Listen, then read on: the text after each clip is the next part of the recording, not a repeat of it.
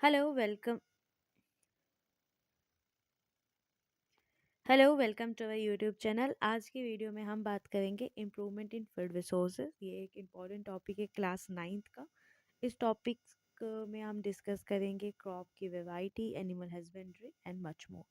So India is a very populous country. हम सब जानते हैं, और population is more than 1 billion people and it is still growing. तो फूड जो इज़ ग्रोइंग पॉपुलेशन के लिए बहुत ही ज़रूरी है। एज वी ही know, we will soon need more then quarter of 1 billion tons of grain every year. और ये तभी हो सकता है जब हम फार्मिंग करें। But India is already intensively cultivated. As a result हमारे पास ज़्यादा स्कोप नहीं है कि हम लैंड जो कल्टीवेशन के अंडर है उससे इंक्रीज करें।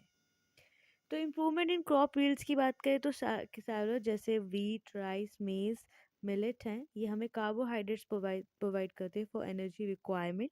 एंड पल्सेस जैसे हैं, जिसे हम चना कहते हैं, या मटर हो गए, या उड़द की दाल हो गई, या मूंग की दाल हो गई, अरहर की हो गई, मसूर की, कि हमें प्रोटीन प्रोवाइड करती है।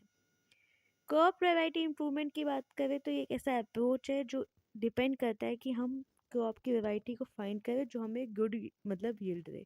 वैराइटीज़ या स्ट्रेन्स ऑफ क्रॉप हम सेलेक्ट करते हैं by breeding for various useful characteristic, जैसे जो हमें बीमारियों से बचाए, फर्टिलाइजर्स को अच्छा रिस्पॉन्स करें, प्रोडक्ट क्वालिटी बढ़ाएं और हाई यील्ड दें।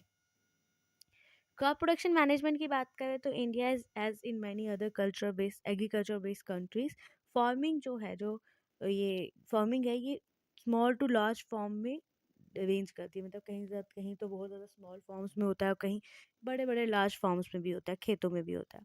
डिफरेंट फार्मर्स जो होते हैं किसान, उनके किसी के पास कम लैंड है, किसी के पास ज़्यादा है, किसी के पास कुछ पैसे हैं, और एक्सेस टू इंफॉर्मेशन टेक्नोलॉजी, सब कुछ डिफरेंट है। न्यूट्रिशन मैनेजमेंट की बात करें तो जैसे हमें डेवलपमेंट, ग्रोथ एंड वेलबींग के लिए खाना चाहिए, प्लांट्स को भी उसी तरह न्यूट्रिएंट चाहिए होती है ग्रोथ के लिए। और न्यूट्रिएंट सप्लाई होते हैं प्लांट्स में या तो हवा से, या तो पानी से, या तो मिट्टी से। और कुछ सोलर न्यूट्रिएंट्स जो हैं वो बहुत ज़्यादा ज़रूरी हैं प्लांट्स के लिए। मैन्योर की बात करें तो manure large quantity of organic matter contain करता है, और कुछ थोड़ा सा जो है एक पोर्शन न्यूट्रिएंट का भी सॉइल को ट्रांसफर करता है।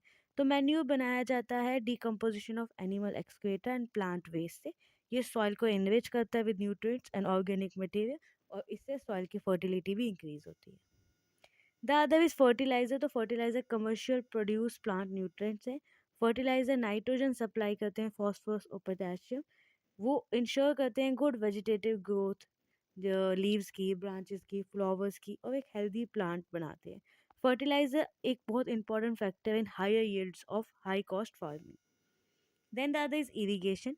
तो मोस्टली जो एग्रीकल्चर इंडिया में होता है वो रेन फेड एरियाज में होता है, जो क्रॉप्स को बहुत ही सक्सेसफुली ही बना देती हैं। और ये एरिया टाइमली मानसून के ऊपर डिपेंड है, या सफिशिएंट रेनफॉल के ऊपर डिपेंड है, क्योंकि ये ग्रोथ के लिए बहुत ही ज़्यादा इंपॉर्टेंट है। और कई बार तो ऐसा होता है जब जहाँ पे मानसून अच्छा नहीं होता है, इसकी वजह से क्रॉप फेलियर भी हो जाता है। क्रॉपिंग पैटर्न की बात करें तो बहुत सारे तरीके हैं क्रॉप को ग्रो करने के लिए, ताकि हम उसका मैक्सिमम बेनिफिट ले सकें। और मिक्स क्रॉपिंग मतलब जब हम दो या दो से ज़्यादा क्रॉप्स को साइमल्टेनियसली एक ही पीस ऑफ द लैंड पर ग्रो करते हैं, जैसे वीट और ग्राम हो गया, वीट और मस्टर्ड हो गया, ग्राउंड नट एंड सनफ्लावर हो गया। तो ये कई बार रिस्क को रिड्यूस करता है, और एक मतलब अगर कोई एक क्रॉप फेल भी होगी तो दूसरी क्रॉप उस पर बेनिफिट रहता है। क्रॉप प्रोडक्शन मैनेजमेंट की बात करें तो फील्ड क्रॉप जो है वो इन्फेस्टेड होती है लार्ज नंबर ऑफ वीड से, इंसेक्ट उसमें इंसेक्ट पेस्ट एंड डिजीजेस से। तो अगर वीड्स और पेस्ट को हम कंट्रोल ना करें तो वो क्रॉप को डैमेज कर देते हैं, और क्रॉप को हम खो सकते हैं, ख़राब कर सकते हैं। स्टोरेज ऑफ ग्रेन्स की बात करें तो स्टोरेज जो है एग्रीकल्चर में के प्रोडक्शन में बहुत ज़्यादा है।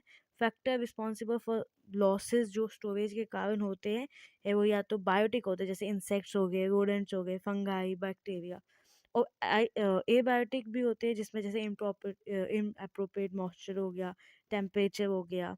ये जो है क्रॉप की क्वालिटी को डिग्रेड करती है। एनिमल हस्बेंड्री की अगर हम बात करें तो ये scientific management of animal life stock. इसमें डिफरेंट एस्पर्ट्स होते हैं, जैसे फीड करना, ब्रीड करना, डिजीज़ को कंट्रोल करना।